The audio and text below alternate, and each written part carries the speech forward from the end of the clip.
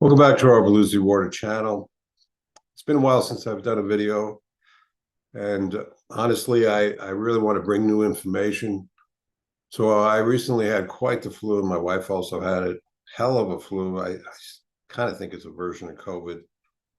So I really had to dig in and up my game, so to speak. So anyhow, the newer onslaughts that we're facing, environmental flus, the whole environment's just more toxic. We have more imbalance. We really do have to dig in. This is the purpose of my teachings, is to give you incredible therapies for balance, for fighting flus, etc. It depends on what you're dealing with. So we're going to go over today. I'm not going to get into every aspect. I did add in a few, bring back some older therapies.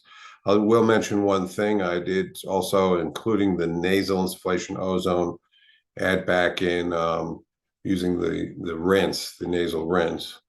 Nasal ozone goes deeper if done properly, but the sinus rinse is just having two things going on. So redundancy is always good when treating. You might have 5 dimensions, let's say, or 10 dimensions of antimicrobial therapies. We're going to cover one essential therapy that's vital. It's kind of the centerpiece if you're fighting flu, virus, bacteria, fungus, and that's ozone therapy.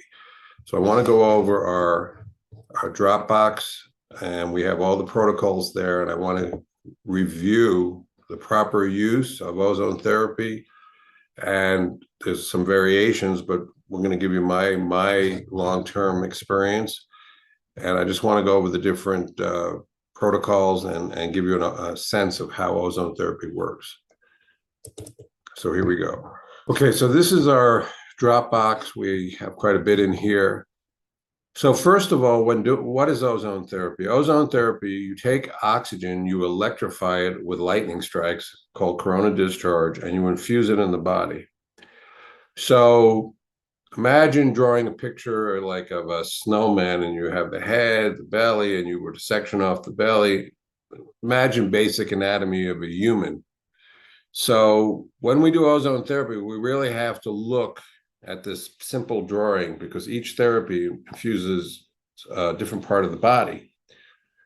So the purpose of ozone therapy is to help detoxify the body and knock out pathogens. Detoxification requires more protocols because this is ongoing. If we have a bunch of, let's say, toxic feces in our colon, you can't just do ozone. It'll help, but you need adjunctive therapies.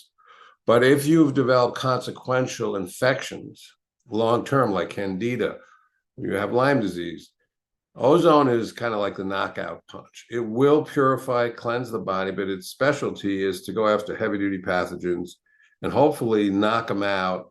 And then you got to continue getting rid of what we call the toxic terrain.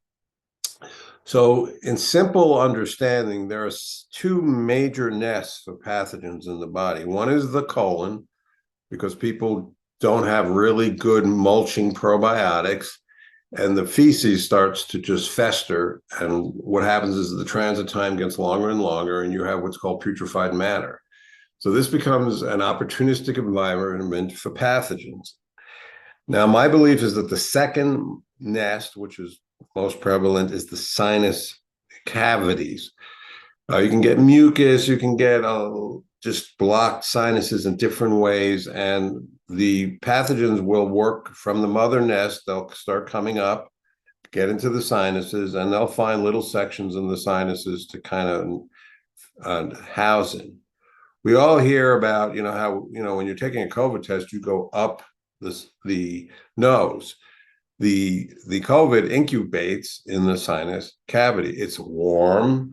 It's got little blocks, it's got mucus, et cetera, et cetera. So it can find a way to kind of make a little home. The colon is really the mother nest, but the sinus is the secondary nest. So we want to use ozone, number one, to, like if you had a nest of hornets and you got just a stick and poked it, that doesn't destroy the nest. You want to, as best as possible, obliterate the nest so these pathogens no longer have a home. Now, if you do that, if you go after the colon intensively, they're going to run and hide and try to find somewhere to make make a home in the body.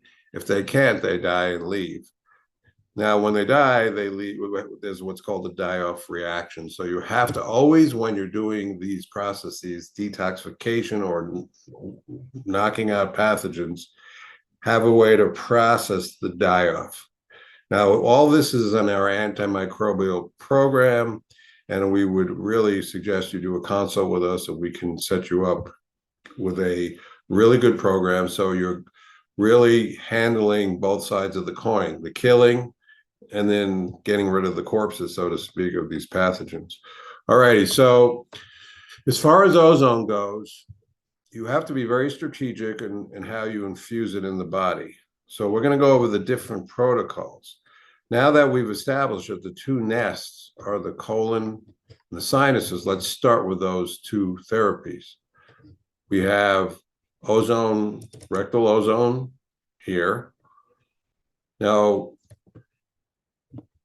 we ready. Here's a list of indications with best results based on clinical research for rectal ozone insufflation.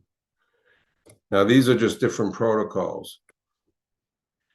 In a nutshell, rectal ozone insufflation does two things. It'll go into the large intestine and it will really start to go after pathogens. It'll allow you, it's like an enema of a sort, because when you do it, you'll start to really poop and get rid of stagnant feces. So it stimulates bowel activity. It knocks out pathogens that are growing and festering. And the most important thing, this is the alternative to IV ozone. It will go through the colon wall into the blood. So it'll happen almost instantly. So when you infuse ozone, also people say it goes to the portal vein of the liver. But mainly it passes through the colon wall, to my best understanding, and goes straight to the bloodstream.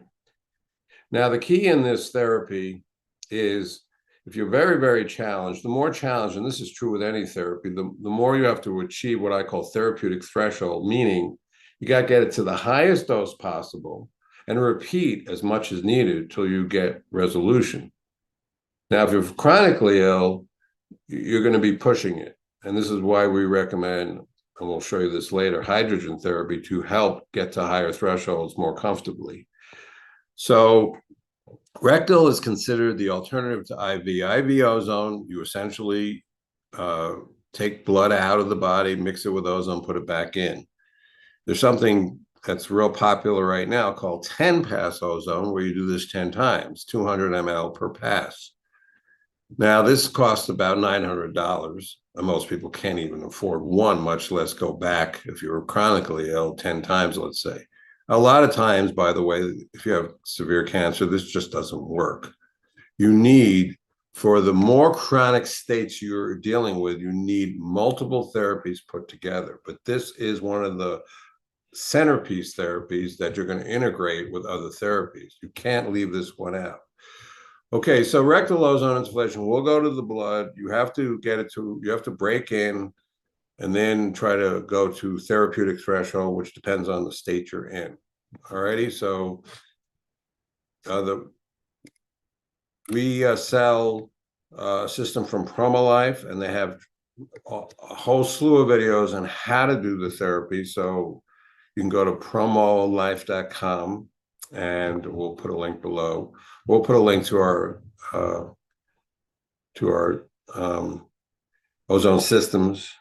The PromoLife has a ton of videos, and if you buy a system from us, you'll get total free technical support from them. We will work with you. We will do consults with you to help establish what you need to do for each therapy, how to break in and monitor any kind of overreaction you might have. And that's our job, is to get you through that first month or so and make sure you're acclimating properly to the therapy, and also helping you with integrations. All righty. The next therapy, that nest, the nasal insufflation. And by any of you doing ozone, please take a look at this. Now, just to go back on the rectal, you can go, if you're acclimated and if you're doing the hydrogen therapy to balance this therapy, you can go, let's say 1,000 ml rectal and do it in 5 doses. So that's a 5-pass, I call it 5-pass rectal. If you're not doing the hydrogen therapy, you'll have quite a lot of oxidative stress reactions. Now, some people seem to be less sensitive to oxidative stress.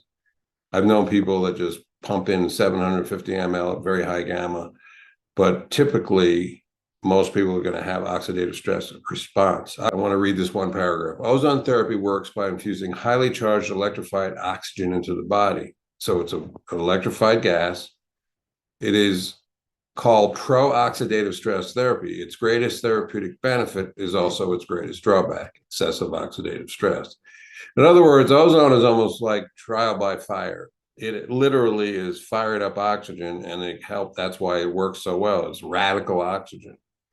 Free radical damage is another term, but that's its strength and its weakness, because if you have too much oxidative stress, this is harmful to the body. So you want to balance the oxidative stress, and that's where hydrogen therapy comes in.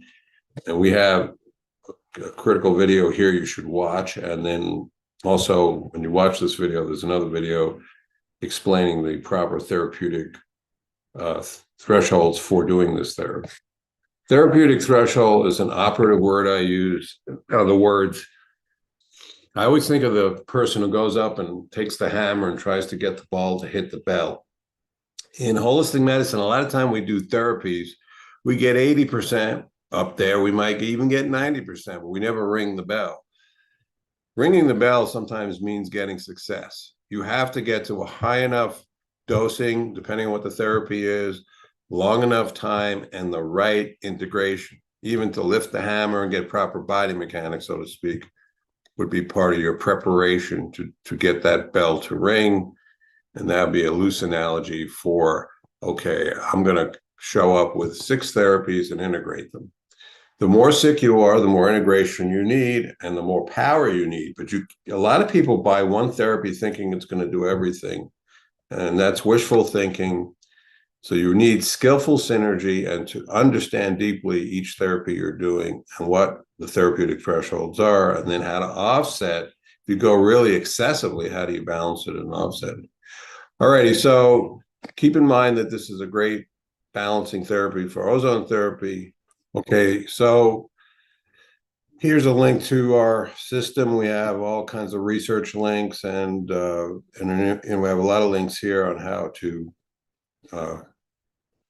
on this therapy. So please follow this link to learn more about this therapy. So let's go to nasal insufflation. By the way, if you overdo this therapy, you'll get aggravated breathing. The Brown's gas will balance this out in about 40, 45 minutes. Whereas without it, you might walk around all day feeling excessive aggravation. Nasal insufflation is blasting the nest of the sinuses. If you read here, the average size of paranasal sinuses taken together was 90.1 ml in males and 72.5 ml in females. So you want to find out how far you can push it without breathing the ozone. You never should get ozone in your lungs. So the protocol, which is shown in this video, is you hold your breath, and then while your breath is held, you breathe in as far as you can breathe to create a blockade, and then you shoot the ozone into the sinuses with your breath held. Now, if you go too far, it's going to start going down your throat. So if you're going to go up to the upper limit, let's say you try to go to even 90, which you don't need, you can try to test this without the ozone first. Just put air in there and see if you can sense air going down your throat. Try to establish the max that you can go safely, and that would be what you would infuse into each nostril. Now, 60 is probably a roughly safe number, but if you're small, let's say female, I would go to 40.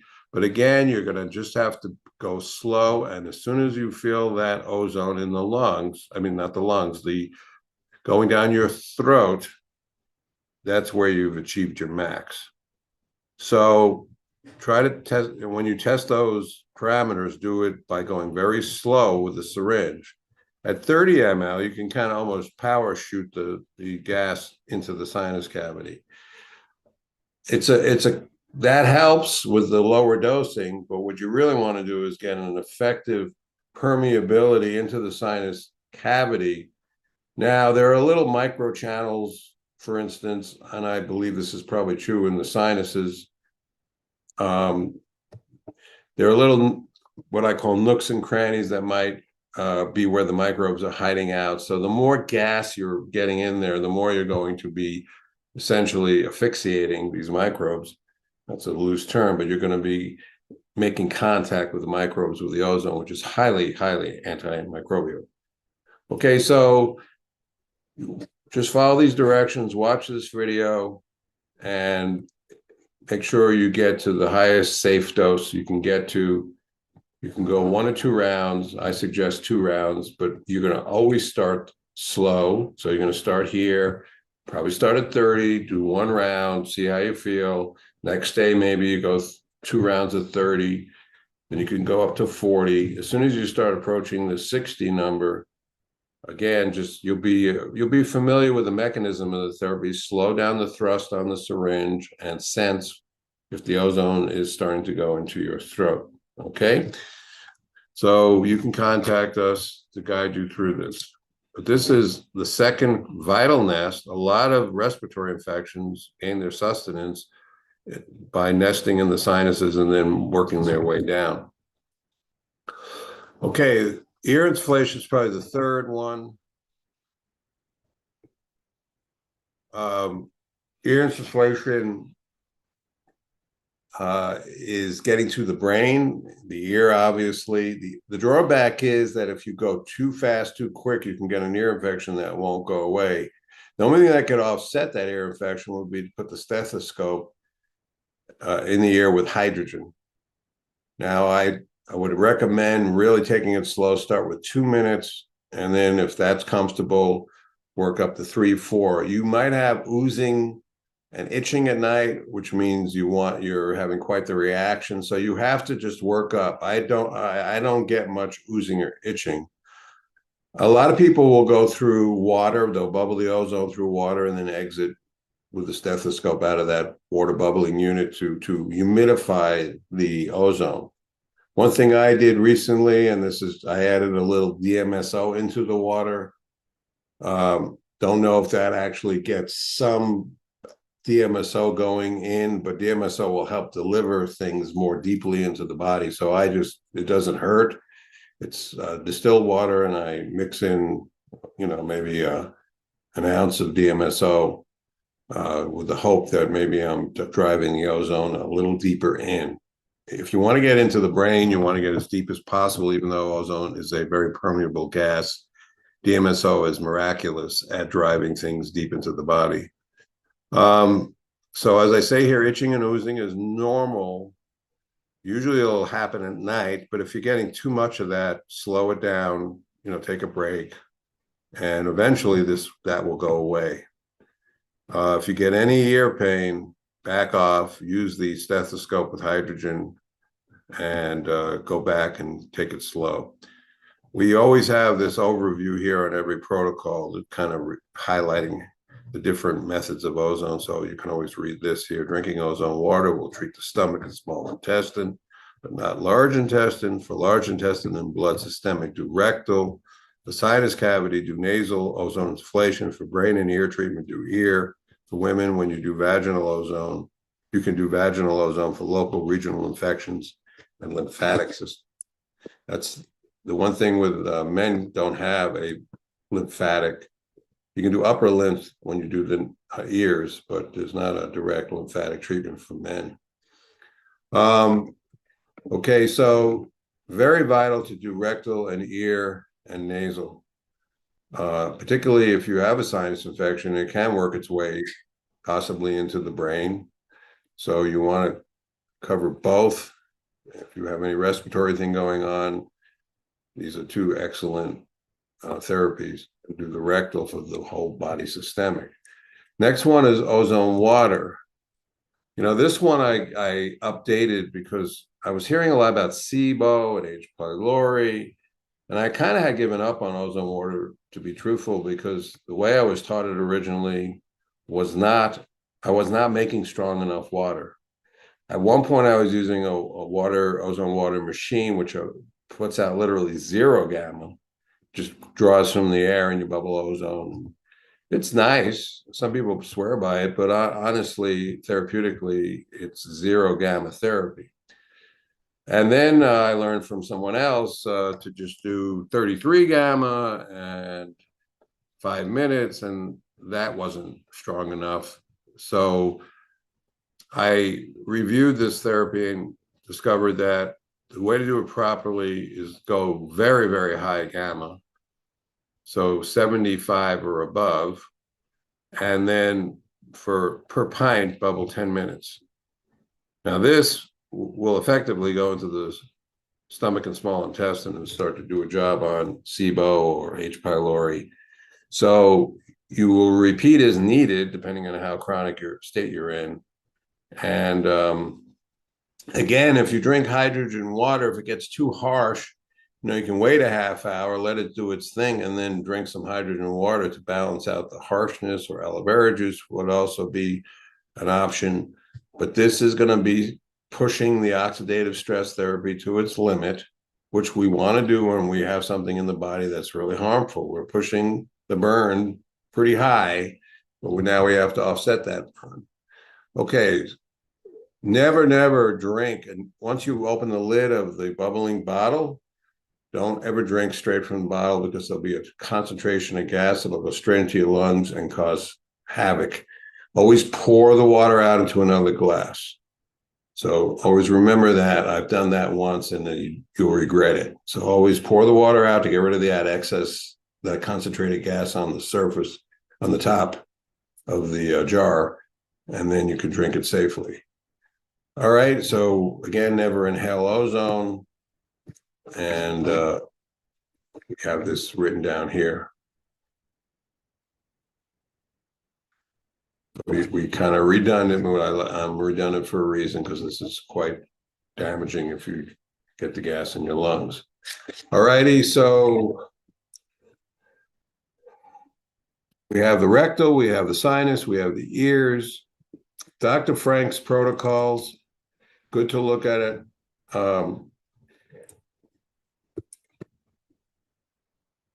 Dr. Frank Schellenberger is an expert in ozone therapy. He does omit nasal, sinus or nasal, which is surprising to me. This is a nice overview for ozone, and he goes through some conditions here, which is nice. For women, I just want to go over the vaginal insufflation. So you insert the catheter, 30 to 40 gamma, he's saying, infuse 200 cc of ozone over 2 to 3 minutes. Now, you can Google vaginal ozone insufflation. There's various YouTube videos and protocols. You can contact Promo Life, who sells our system, see what they recommend. I've had women who go much more aggressive, just hook up to the machine for 5 minutes, literally. So I would I would do your research, start slow, see what you can tolerate. The more intense your infection, the more problematic. Let's say a lot of candida that's been around a long time, you're going to want to push the dosing as far as you can get it without huge aggravation. Again, the hydrogen will balance out excessive oxidative stress. Please see this video. Best way is to go through water. It's just like when you do the ears, going through water is more gentle.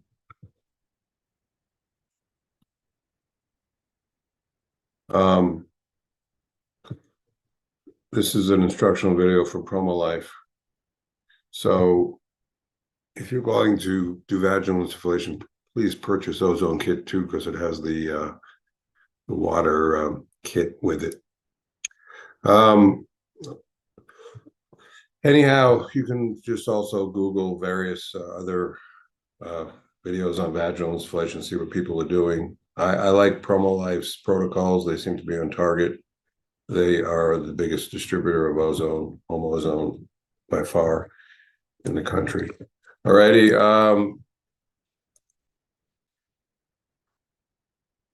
So we've gone through, these are the major ozone insufflations.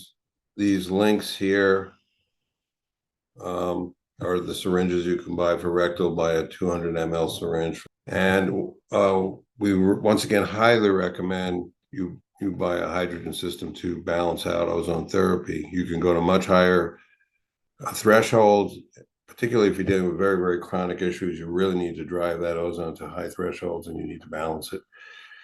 So I just want to briefly show you our antimicrobial therapy. The recent video we did, best antimicrobial program.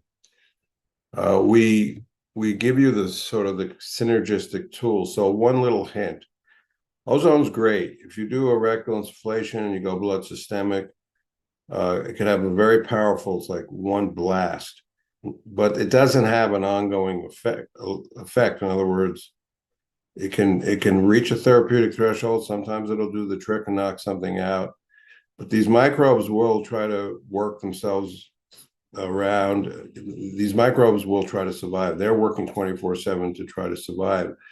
So you want to sort of adopt a 24/7 mentality, not just a big knockout punch like you're in a boxing match and you hope your left hook does the trick. But what happens if it doesn't? Then you got to go jab, jab, jab, jab, jab, right hook.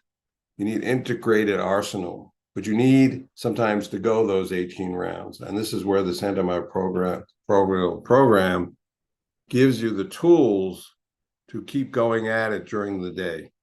Integrative therapies that are antimicrobial. Ozone's the big power punch. It's probably the biggest punch in the arsenal, but you need, the next thing would be what we call the electrostatic charge therapy. It's similar to ozone in that it uses lightning alchemy to go after pathogens, and that you can do for hours and hours. So we just want to emphasize that this is skillful synergy for some of these more persistent pathogenic states, and especially more chronic states. Classic example: someone's had candida a long, long time, or Lyme disease. Both candida and Lyme disease have what's called a biofilm stage, where they basically create a shield of biofilm around the bacterial infection. And they kind of go into dormancy, and then it breaks out from the biofilm, hits you again. Someone can go dormant even for years and have another outbreak. Ozone will blast through the biofilm. You have to be consistent. So once again, you just want to keep going, keep digging in. These things will bury themselves, hide out. And we also highly recommend building a vital gut immunity. And we have a whole program explaining how to do that. So this is quite challenging. Most of the people who are chronically ill never had good gut immunity to begin with. The pathogens took a seat in the body, and then they started doing their damage. A lot of autoimmune diseases are consequential to a toxic gut terrain where the pathogens make a home, and then they start basically dumping into the blood, and then you get a lot of autoimmune secondary infections, autoimmune diseases. If the gut immunity is not working properly, that's 70% of your immune system failing. So the secondary immune system just gets too overworked, and it becomes very, very prone for autoimmune issues. So you don't want to just quell the inflammation. A lot of people will take, for instance, steroids, but that's not getting at the root cause. And the root cause starts with the gut. In holistic medicine, they say the colon is where all disease starts. How to rectify that is much more complicated, because if things have taken advantage, gotten in, now you need to both knock out the offending pathogens and at the same time build back what you never had to begin with, essential gut immunity. Okay, so ozone's an essential tool for both knocking out pathogens, to cleansing the body, but please make sure that you look at our antimicrobial program. I'm a big believer in stacking the deck. So if you're a card shark and you're fixing the deck, fix it well. And with pathogens, there's no end to how far you can stack the deck, because they are literally coming at you 24/7. So you need to get pretty smart, pretty skillful in what you're doing. All righty, if you have any questions or you want to schedule a consult, please contact me at andrew@blueseawater.com. Thank you.